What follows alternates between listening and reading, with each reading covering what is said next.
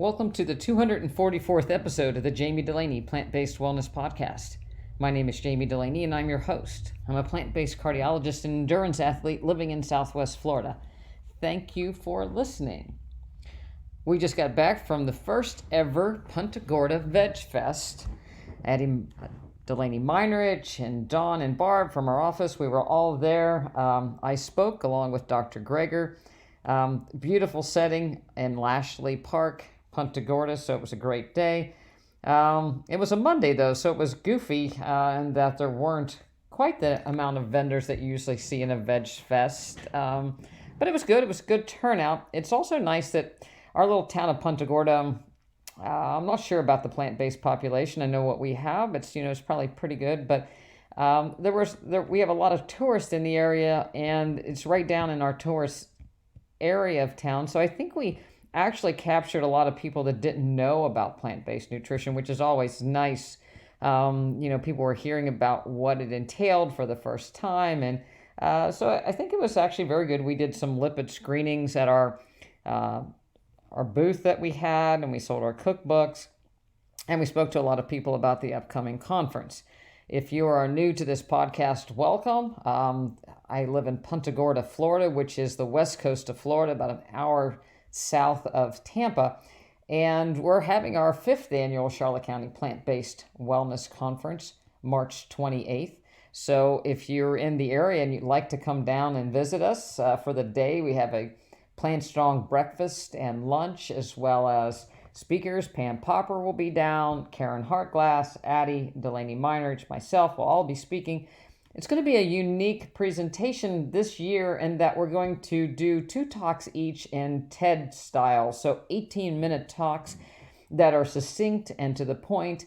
There'll be a lot of time for questions. One of the things that I noticed at the Veg Fest this past week was some of the speakers get on there and, speakers kind of ramble on and talk about their slides. But, if you know these speakers that are coming down, this is going to be an action-packed, short presentations with lots of times for questions, but a lot of information that's very stimulating as opposed to, just dull, boring lectures that seem to ramble on and say the same thing. So you might think that you know everything about plant-based nutrition and general wellness, but I got to tell you, we're gonna wow you a little bit this time. We're gonna relate genetics to nutrition. We're gonna relate dementia to nutrition. We're gonna relate screening to nutrition and how medical testing may impact your life, the risk and benefits. Karen Hartglass is going to talk about her life story and as an ovarian cancer survivor, as well as, what she's been up to. She has a podcast. It's all about food. She has a nonprofit that raises awareness about plant-based nutrition, animal activism, environmental activism in New York City. So it's going to be a great, great day. We have some nice vendors. We're going to have, it's all organic food. Most of the recipes are designed by us, so it's not just some catered event that, from a hotel that just, puts out canned beans and whatever. So we're going to have some really good food. Lots of times for question and answer, as well as a cooking demo at the end. So it'd be a great day. You can get your tickets at drdulaney.com, DOCTORDULANEY, or go over to Eventbrite and search 5th Annual Charlotte County Plant-Based Nutrition Conference. We're also having an immersion week before that. If you still have a little bit of time, if you do it in the next couple of days, if you wanted to join us for a week-long immersion, beginning Monday morning, people are coming in and checking in Sunday night. And we're going to be doing 3 meals a day with people, exercise twice daily, lectures, personal consultations. So if you really want to get yourself healthy and have a mission and get a plan for when you leave here to go on, that's going to be our ultimate goal. I think a lot of immersion opportunities present themselves as a learning experience and lectures, but there's not a lot of hands-on. So when you go home, you're all excited, and then you run into all your friends that aren't plant-based, and it kind of falls out the window. At least that's what we see in our membership practice. People have been to various immersions, but don't really know how to apply it. So this immersion week is all about how to apply it into your life. So If you haven't checked it out, go ahead and check it out, and we love to see you. So, yep, we the Veg Fest was a hit. We'll plan on doing that next year. Back to running. My next marathon will be half marathon at Asheville on Saturday, followed by a full marathon at Asheville on Sunday at the Biltmore Estates. So it's a 39-mile weekend, so it should be great. Coming back here for the Immersion Week, and we have our first annual 5K as a part of our Immersion Week and Nutrition Conference Week, so that'll be fun as well. I should be good and sore. People have asked a little bit about the coronavirus and, are we going to still have our conference? And yes, we are. I think that, to date, what's been published about the coronavirus is that it is a severe flu. It affects males greater than women. It has something to do with what we call an ACE receptor, which is expressed in the lung cells. So that's what makes this dangerous from a pulmonary standpoint, that you can get leaky lungs, and that's requiring ventilator assistance in elderly patients and people with chronic obstructive lung disease. So, the idea is if you're immune compromised, then extra precaution should be taken. There is... if smokers are going to be worse hit than non-smokers, chronic lung disease, like I said, immunocompromised people, just like the flu would in any other flu that's out there.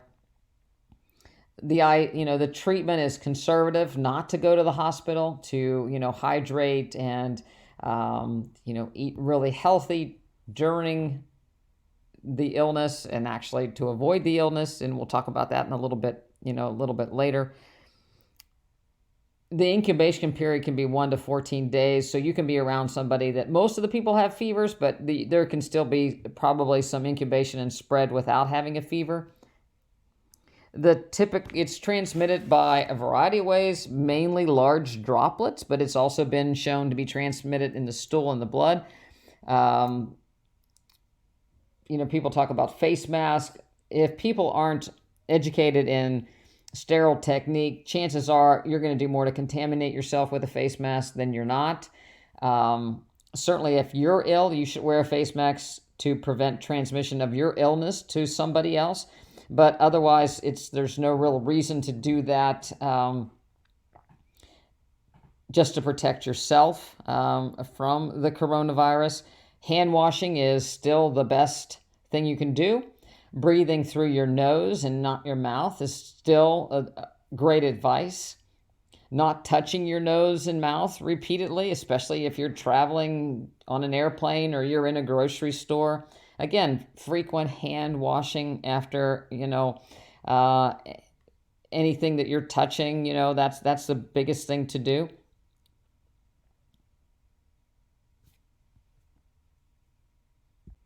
To date, most of the fatalities, 97%, have been in China. There are 49 countries thus far, on the cruise ship, those 700 people, the transmission, it actually made it worse because, again, a poor sterile technique that, people aren't trained on a cruise ship to work in a hospital, but there's been a fair amount of transmission in hospital healthcare workers. So if you don't have to go to a hospital, don't go to a hospital to visit people, just to go in. Certainly if you're sick, don't go into a hospital. Don't take little children into hospitals. That would increase their exposure. Again, most people, the symptoms are a fever, 83 to 98%, dry cough, 76 to 82%, general flu-like symptoms, headache, sore throat, abdominal pain, little diarrhea. There's not much in the way that's available to most hospitals as far as diagnosis. There are a few blood tests that can lean towards having something. We look at your white blood cell count. The lymphocytes are decreased. There could be an increase in LDH or PT, which is a clotting factor. Chest X-ray can show some infiltrates in some people. But again, the fatality rate is older adults, immunocompromised.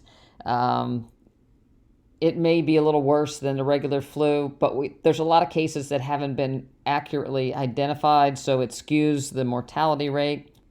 What can you do to help yourself? Well, when you eat out, you're being exposed to people that may be ill, that may be not washing their hands, all kinds of contaminants in a restaurant. People don't wipe the tables down with, really good techniques. So eating out is going to increase your exposure. So if you're immunocompromised, this is probably not the time to eat out every day. Use nutrition to improve your immunity. So that means eating a healthful plant-based diet rich in fruits and vegetables. Breathe through your nose. Quit smoking if you do. Don't touch your face or your hands, with your hands, or your eyes or your mouth. Be very cautious if you have contacts, making sure good hand washing. And then people that go to the gym, you have to question, the hygiene of various gyms. It's why I prefer working out outside. I do my runs outside. I think anything you do in the outdoors where there's good ventilation is much safer. So take your walking group outside rather than in the mall.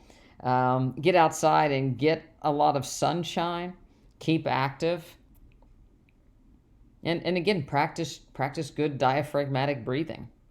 Food, look at citrus, mango, papayas, greens, Don't forget garlic, turmeric, ginger, cumin as far as spices. Hot peppers have been shown to help, with GI microbiome. Fermented foods, if you've had a dose of antibiotics for some other kind of cold, but tempeh, sauerkraut.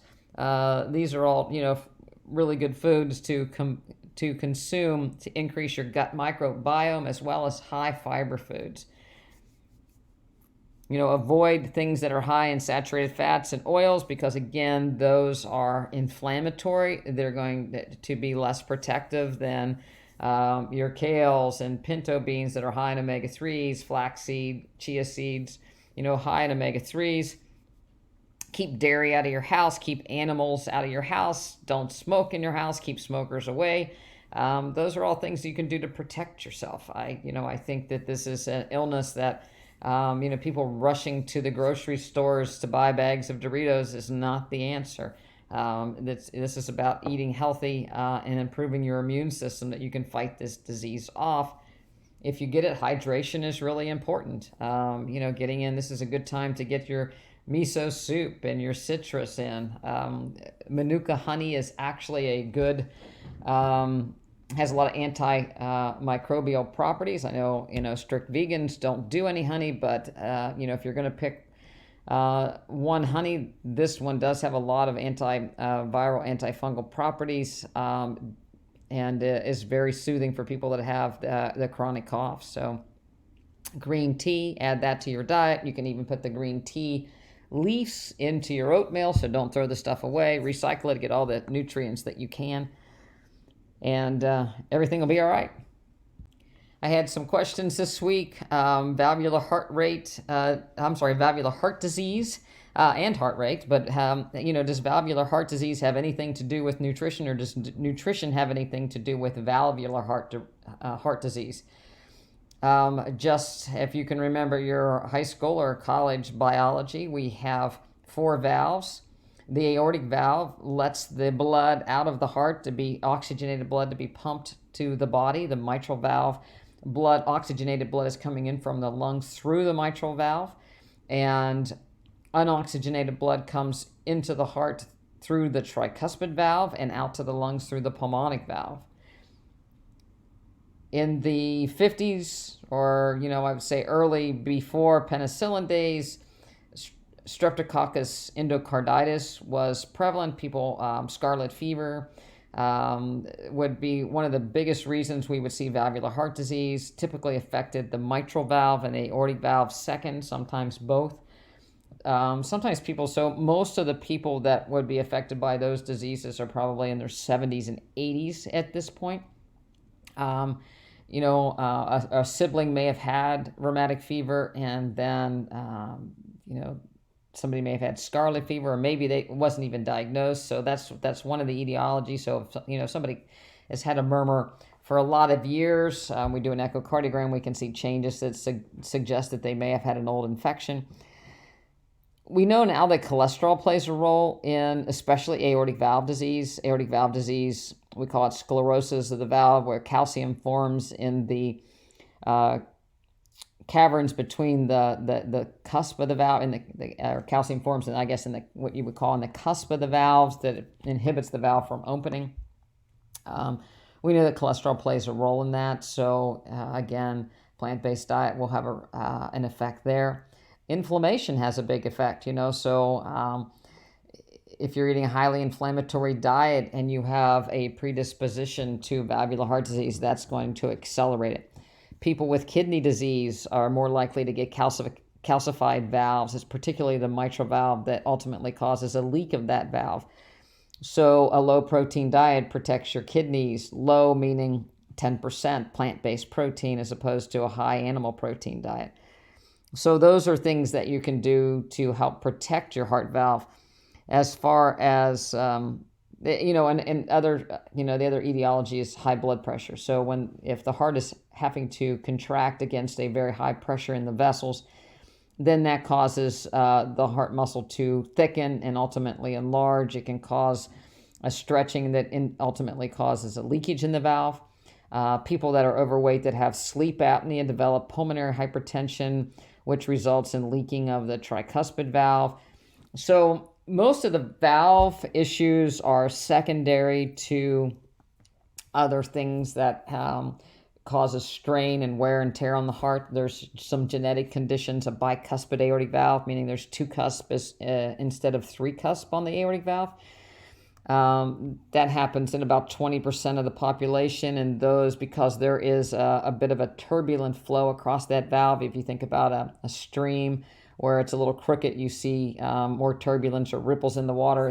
That's kind of the way the blood goes out of the heart, so those valves tend to wear out a little bit quicker in some people. So more people with bicuspid aortic valves need to have a valve replacement or repaired than others. So what can you do if you have valvular heart disease? Well, again, try to decrease the things that are making things worse. So improving kidney function through a plant-based diet is going to help people not to deposit more calcium in those valves. Lowering cholesterol is going to help people that are prone to calcified aortic valves potentially have less calcification, a slower progression of their disease, a longer time period that they might have to have some repair done. Lowering your blood pressure to normal will decrease stretch and strain of the heart. So those are things you can do, for valvular heart disease.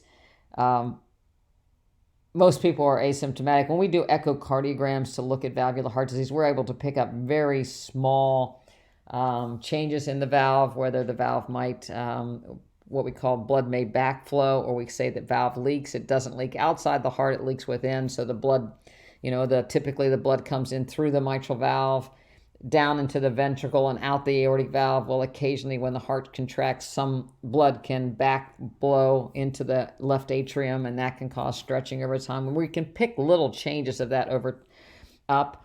There's a disease called, we've heard about mitral valve prolapse, occurs a little bit more in women. Interestingly, if it occurs in a man, it's usually more serious than in a woman. There's been a lot of misdiagnosis of that. The tissue in the valve is just a little bit more floppy. It makes it more prone to blow back blood the wrong direction. And over time, that can continue to leak a little bit more. Some of that is hereditary. When we talk about, a genetic risk of valvular heart disease, again, it's down in the range of 10%. Like all other genetic diseases that are multifactorial, we don't know what gene causes aortic valve or mitral valve disease, but certainly decreasing your risk factors to cause things to get worse is, the best way to go ultimately. So good plant-based nutrition is never going to hurt anybody. It's going to make things better and less likely to progress. There was a question about athletes and sudden death, and should you not exercise too hard because you could drop dead. And certainly we hear every once in a while of an athlete, either a collegiate athlete or even a high school athlete or college athlete having sudden death. There are diseases called hypertrophic cardiomyopathy, where there is again more of a genetic predisposition of a thickened heart muscle in such a way that the blood doesn't get out of the heart like it should, so the heart almost contracts upon itself a little bit. Typically, when you listen to somebody's heart, you can hear that. Occasionally you can't, but most of the time you can hear that, so a good screening physical should pick those things up, as well as valvular heart disease. Certainly, if there's a family history of hypertrophic cardiomyopathy, people should get an echocardiogram to exclude that. And also, an athlete should, if there's a family history of that. Occasionally, there is a congenital abnormality of the way the coronary arteries come off of the aorta. Typically, the coronary arteries sit on top of the heart like strings on a football, so the arteries aren't inside, but the big ones that we get at are on the outside, and they go on the outside of the great vessels. Great vessels are the aorta and the pulmonary artery, but occasionally an artery will course between, and it can get crimped when there's high pressures and increased blood pressure. And so sometimes with an athlete is under heavy exertion and there is one of these crimped arteries, then people can have a problem with blood flow and even have cardiac arrest. There's also some primary rhythm problems that people can have, that they are prone to arrhythmias. A lot of these people have presented before with fainting spells or passing out spells with a sudden excitement. Somebody's very startled can trigger one of these arrhythmias, or people have near passing out episodes. They can be an arrhythmia that it can actually be fixed through ablation and testing for those rhythms and actually burning those pathways.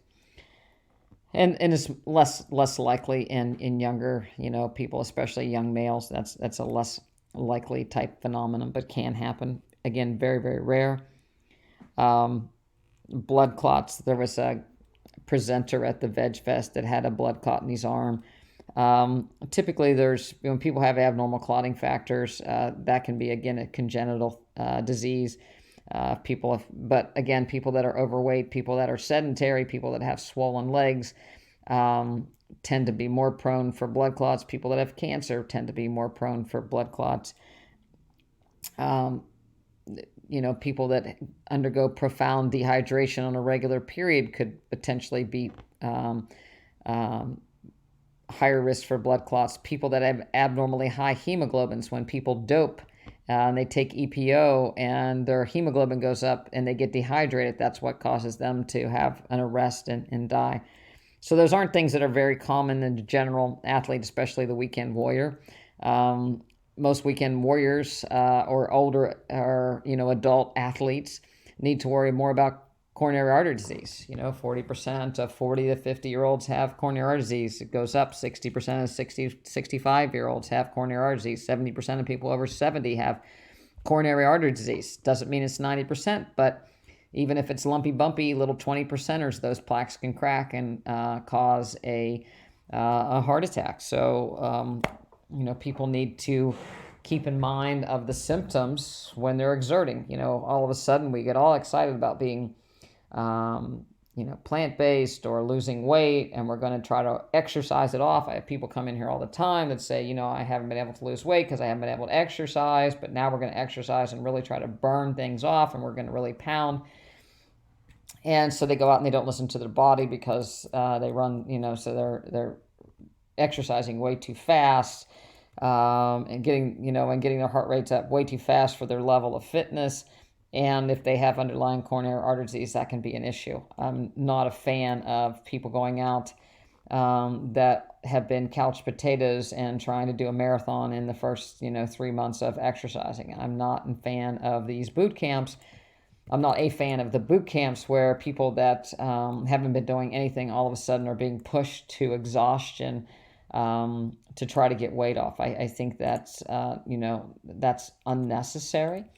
On the other hand, I think that probably a large majority of people don't push themselves enough, and that they keep they baby themselves, and probably don't get the exercise that they need to.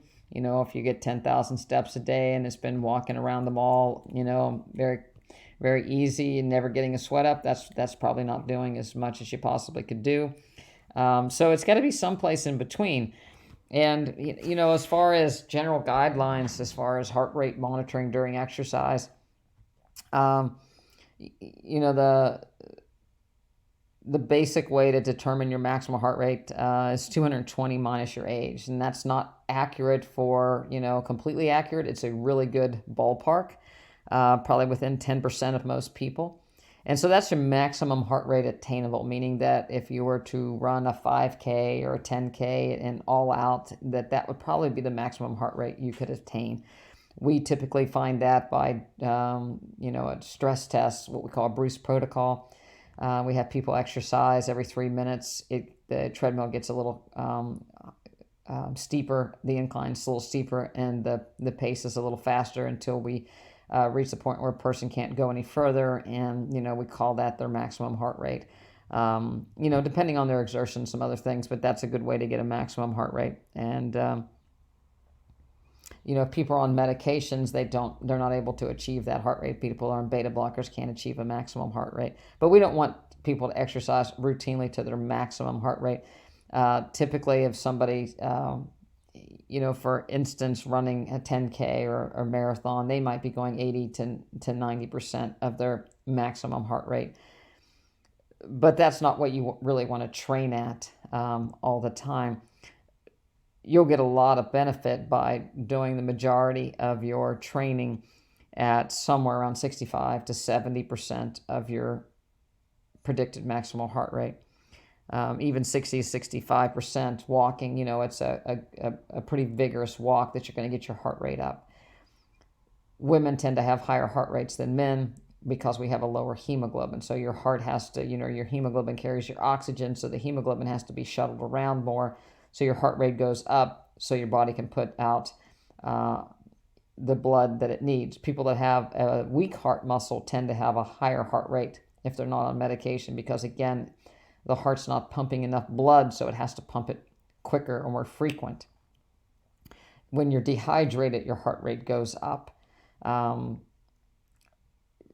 People talk about exercising and being dehydrated. Most of the time, people aren't truly dehydrated, meaning that they've lost volume of their blood. The water's gone out, so that their vascular volume is decreased. Most of the time, when we sweat, we're actually losing, especially during exercise, we're losing what we burn. We burn carbohydrate, and the product is water and carbon dioxide. So that is a lot of the sweat and volume that we actually generate. So looking at, I lost 7 or 8 pounds during whatever, a lot of that is actually from the breakdown of carbohydrate and not loss of intravascular volume. There was just the Olympic trials this past weekend, and those people are running full tilt. It was pretty cool, but they don't get profoundly dehydrated running full out 26 miles. So most people aren't going to get dehydrated with an hour of exercise. So, it's kind of funny. You see everybody with, a bottle of water or a bottle of Gatorade at the gym. Really not going to lose that much intravascular volume that you need to, be so concerned. And probably if you do go to the gym and especially with the flus and viruses and things out there, you're probably better off, not exposing yourself in that water bottle to carrying around in your dirty hands. So, especially for short bouts of exercise, I wouldn't worry with it. The more fit you are, the more slowly your heart rate goes up, and the more quickly that your heart rate comes down after exertion. So the more you exercise at, this 65 to 70%, the quicker you'll be able to go at a lower heart rate. The other thing that concerns your heart rate is how you breathe. If you're breathing through your mouth, your heart rate's going to be higher than if you're breathing through your nose. And that has to do with, you're not going to be delivering as much oxygen to your tissues. When you're breathing through your mouth, you're blowing off more carbon dioxide. So another way to lower your heart rate is to breathe through your mouth. Or I'm sorry, to breathe through your nose, to train your lungs to do that. So, the bottom line is, if people come in and they have these, Garmin watches or whatever, and they never look at their heart rate, or they never look at it and actually use the data that they have. But they are pretty accurate. Even the Fitbits and some of the, the Garmin's, the iWatches. You can look at your heart rate. It downloads to your phone, and you can see what your heart rate's doing. And if you're having spikes overnight, it'll tell you if your heart rate goes up in the night 10, 15 beats, overall compared to other nights, maybe that you're becoming ill, or you've had poor sleep, or that you're more fatigued. So they're good things to actually look at. It's good to look at your heart rate over time, your activities. If you're walking 3 or 4 days a week, I think it's great to keep a calendar of what your average heart rate, your max, your heart rate, your minimum heart rate was. Again, a lot of the apps will keep that for you. Garmin has a great, Garmin Connect is great to look back over time and see what your heart rate's doing. There are other programs out there that you can, Training Peaks, and different peaks you can upload your information to. Strava has a way to upload that you can actually look at these data over time and get something out of it, so that if you're getting better or you're stagnant. And if you're stagnant, then perhaps you might want to change something. Sleep is another thing that can be tracked on a lot of watches. And people look at how much time that they were sleeping. I think screen time is probably one of the worst things that's happened over the last 10 years to make people's sleep patterns poor. But there was a study recently published in the journal American College of Cardiology that looked at changing your sleep wake time by 90 minutes in either direction increases your chances of having a heart attack or heart disease. So what that means is as little as a 30-minute difference on average across 7 nights could cause a problem. They looked at 2,000 people aged 45 to 84 without any cardiovascular disease over 5 years. And people that had this most variation over the 7 nights had an increase, a twofold increase in the risk of cardiovascular disease over 5 years. If your standard deviation and the sleep duration varied by an hour, there was a 36% increase in cardiovascular disease. So every hour that the sleep, there was a sleep difference, over the 7 days, 18% change in risk. And that persisted even though people were shift workers. So it's good to have stable sleep patterns. And we all kind of know this. Sleep deprivation is not a good thing on a regular basis. People trying to work the clock at both ends, or staying up very late some nights and then going to bed, then sleeping during the day. So it's good to get your sleep patterns down. Here we're getting ready to come into a change in our clocks being spring forward this weekend. And it really messes a lot of people up. I know it messes me up because you're not quite tired when you need to be, and then you're tired the next day. So you have, that's going to be an hour that we lose right there over this next week. So we have to adjust ourselves, gradually backwards, so that you're not, that you're getting adequate sleep. So what this study was suggesting is it's not even it's a duration, but it's this frequently changing. So to sleep 3 hours or then sleep 7 hours, or have several nights up where you're lacking in sleep, is probably not a good thing over time. Sleep hygiene is really important. I think there are people that are sleeping more than they think they're sleeping. You might be kind of active dreaming. But I think the good sleep hygiene, not watching TV in the bedroom, if you can get rid of your screen time, before you go to bed, good time to do some meditation. If you can't get to sleep, then, this is a great time to practice your breathing, slow diaphragmatic breathing in through your nose, out through your nose, cooling the room off, keeping it dark.